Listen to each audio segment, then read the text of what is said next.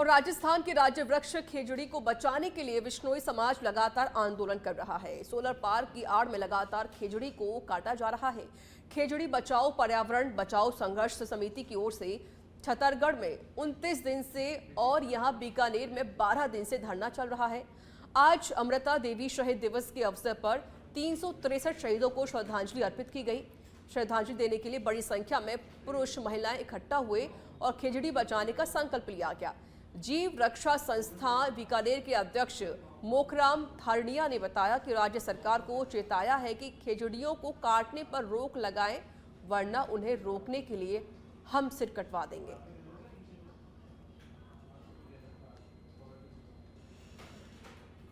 आज हमारे जो मां अमृता देवी शहीद खेजड़ी दिवस था, तो 363 शहीदों को श्रद्धांजलि अर्पित करने के लिए हमारे माता बहनें महिलाएं पुरुष सभी यहाँ आकर के साधु संतों के सानिध्य में हमने श्रद्धांजलि अर्पित की है और राज्य सरकार को चेताया है कि आगामी हम इस राज्य वृक्ष खेजड़ी को बचाने के लिए अपनी गर्दन भी दे देंगे, लेकिन राज्य वृक्ष खेजड़ी को नहीं कटने देंगे।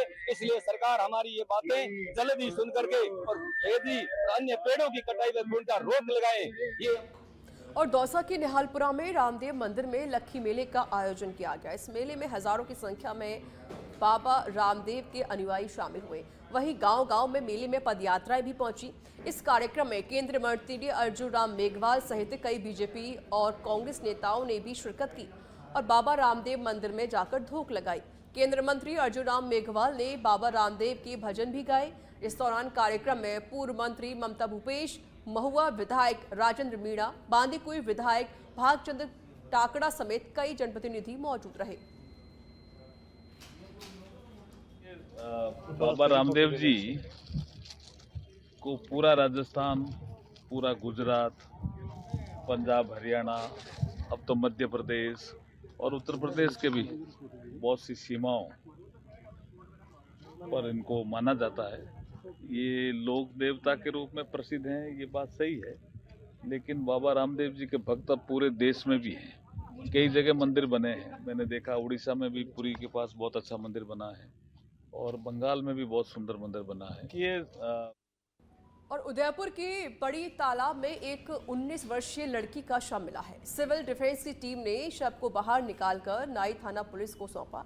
वहीं शव एमडी अस्पताल की मोर्चरी में रखवा दिया गया है। मौके पर ग्रामीण विधायक फूलचंद मीणा, भाजपा शहर जिला अध्यक्ष रविंद्र श्रीमाली और उप महापौर पारस सिंघवी सहित कई नेता पहुंचे।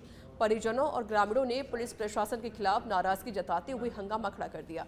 परिजनों का आरोप है कि उनकी बेटी सुसाइड नहीं कर सकती, बल्कि बेटी को मारा गया है। परिजनों ने एक युवक पर लड़की को लगातार परेशान करने का भी आरोप लगाया। परिजन इस संबंध में पहले भी पुलिस को शिकायत दे चुके हैं, लेकिन कोई कार्रवाई नहीं हुई है। तो देखिए, बड़ी तालाब में युवती का शव मिला, जिसके बाद पुलिस अमला मौके पर पहुंचा। हालांकि युवती के शव को पोस्टमार्टम के लिए भेज दिया गया है। फिलहाल पुलिस पूरे मामले की जांच पड़ताल कर रही है।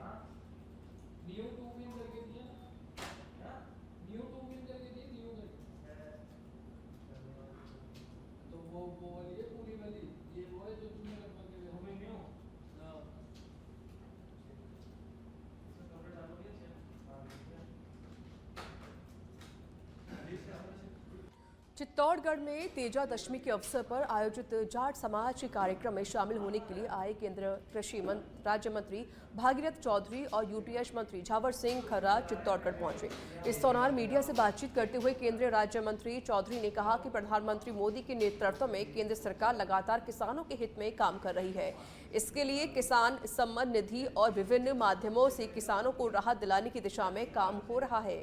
एमएसपी बढ़ाने के लिए काम किया जा रहा है। परंपरागत फसलों के अलावा नई फसलों को भी इस क्षेत्र में शामिल किया गया है। वहीं यूडीएच मंत्री झावर सिंह खर्रा ने एक राज्य एक चुनाव पर बोलते हुए कहा कि सरकार इस बात के लिए तैयार है कि बार बार चुनाव के स्थान पर एक ही बार चुनाव कराया जाए, जिससे कि सरकार को काम करने के लिए समय मिल सके और सरकारी इस बात के लिए पूरी तरह से तैयार भी है।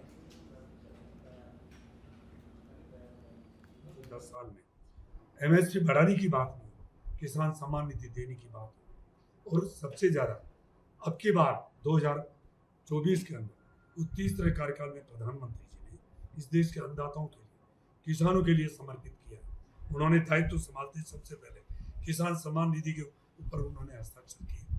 फिर 18% भारत सरकार MSP पे खरीदने का वादा किया, घोषणा की है।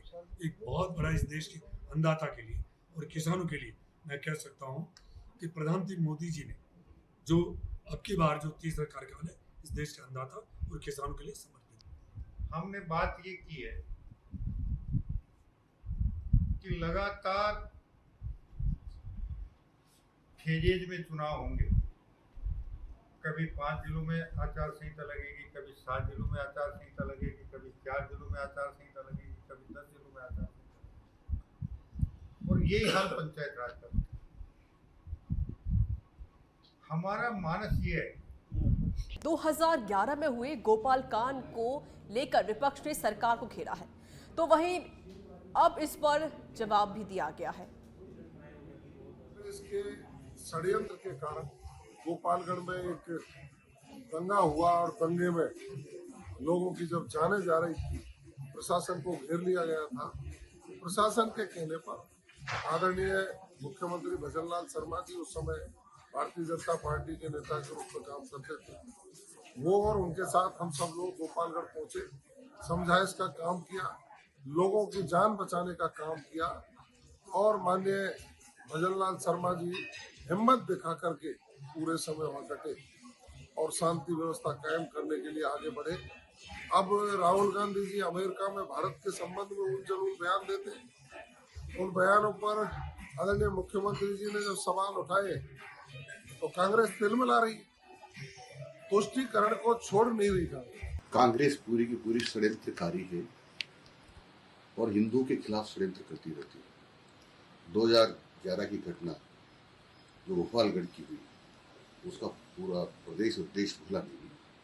किस प्रकार से सैनी समाज के लोग और अन्य समाज के लोगों पर हमला करके कितने लोगों को घायल किया और कितने लोगों की हत्या की। आज भी तुष्टीकरण की नीति करके सरकार का षड्यंत्र रच रहे हैं और उनको ध्यान रहना चाहिए कि कांग्रेस सरकार नहीं, ये भारतीय जनता। और भारत के उपराष्ट्रपति जगदीप धनखड़ राजस्थान केंद्रीय विश्वविद्यालय के विशेष दौरे पर रहे। धनखड़ ने परिसर में भारत की शिक्षा और स्थिरता की दृष्टि को मजबूत करने के लिए विद्यार्थियों, शिक्षकों और कर्मचारियों के साथ विकसित भारत @ 2047 में उच्च शिक्षा की भूमिका विषय पर सार्थक संवाद किया। उन्होंने राजस्थान केंद्रीय विश्वविद्यालय परिसर में विभिन्न प्रमुख सुविधाओं का भी दौरा किया। यह विशिष्ट कार्यक्रम विश्वविद्यालय के लिए एक ऐतिहासिक अवसर रहा, जहां देश के सर्वोच्च संवैधानिक अधिकारियों और विश्वविद्यालयों के विद्यार्थियों और शैक्षणिक समुदाय के बीच जुड़ाव का एक महत्वपूर्ण क्षण हुआ। विद्यार्थियों और कर्मचारियों के साथ उपराष्ट्रपति का जुड़ाव विश्वविद्यालय के लिए महान प्रेरणा और मार्गदर्शन का स्रोत साबित हुआ। और चलिए अब खबर जैसलमेर से है, जहां AIATF अध्यक्ष MS बिट्टा लोक देवता बाबा रामदेव जी के समाधि स्थल पहुंचे, जहां उन्होंने दर्शन करके देश में अमन, चैन और खुशहाली की कामना की। बिट्टा का रामदेवरा पहुंचने पर मंदिर समिति रामदेव जी के वंशज राव भौम सिंह ने स्वागत किया। रामदेवरा जी के महाराज के करने में प्रेर रहती है। हमारा राष्ट्र सुरक्षित रहे, हमारे जवान सुरक्षित रहे, भारत माता की समाई मजबूत रहे, यही मेरी प्रार्थना रहती है। और बम्बो गोलियों से बचा हुआ जो शरीर है, जो चलने के लायक है, मैं तभी देश की सेवा कर पाऊंगा, मैं चलने के लायक रहूं। और मुझे यही कृपा हुई है, मैं तो गाड़ी में भी नहीं बैठ सकता था इतने बम्बों के बाद। ये मेरे भाई दिनेश जी मेरे साथ हैं, इनके साथ में आया था। आज मैं 700 किलो, 800 किलोमीटर, 1200 किलोमीटर, 2000 किलोमीटर सफर कर लेता था। बांसवाड़ा के नवा तालाब पृथ्वीपुरा से खबर सामने आ रही है, जहां गांव में जंगली जरख आने से हड़कंप मच गया। ग्रामीणों ने वन विभाग को इसकी सूचना दी। जंगली जरख और आए दिन पैंथर के मूवमेंट से दहशत में लोग बने रहते हैं, इसकी तस्वीरें भी सामने आई हैं। गांव में जंगली जरख आने से लोगों में दहशत बन गई है और आए दिन जरख और पैंथर की मूवमेंट देखी जाती है, जिस वजह से लोग काफी दहशत में भी हैं। अब चले उदयपुर से बड़ी खबर बता देते हैं, जहां उदयपुर के बड़ी तालाब में एक 19 वर्षीय लड़की का शव मिला। सिविल डिफेंस की टीम ने शव को बाहर निकलवाकर नाई थाना पुलिस को सौंप दिया। वहीं शव एमबी हॉस्पिटल की मोर्चरी में रखवा दिया गया है। मौके पर ग्रामीण विधायक फूल सिंह मीणा, भाजपा शहर जिला अध्यक्ष रविंद्र श्रीमाली और उप महापौर पारस सिंघवी सहित कई नेता पहुंचे। परिजनों और ग्रामीणों ने पुलिस प्रशासन से न्याय की मांग की है और साथ ही हंगामा भी किया गया। परिजनों का आरोप है कि उनकी बेटी सुसाइड नहीं कर सकती, बल्कि उनकी बेटी को मारा गया है। परिजनों ने एक युवक पर लड़की को लगातार परेशान करने का भी आरोप लगाया है।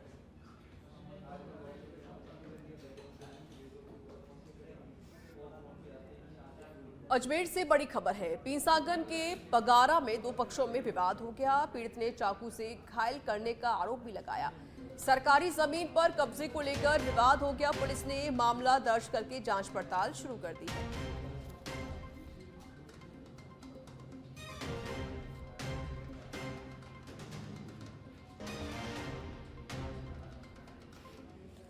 और अब सिरोही के आबू रोड से बड़ी खबर बता देते हैं, जहां बनास नदी में अधेड़ का शव मिला है। नदी की एक चट्टान के पास मृत अवस्था में अधेड़ मिला। सूचना पर शहर पुलिस मौके पर पहुंची है। नदी के तेज बहाव में बहने से अधेड़ की मौत हो गई। मोरथला निवासी के रूप में मृतक की पहचान हुई है। पुलिस ने मृतक के परिजनों को सूचना दे दी है। मानपुर के रजवाड़ा पुल के पास की पूरी घटना हम आपको बता रहे हैं, जहां पर एक अधेड़ व्यक्ति का शव मिला है।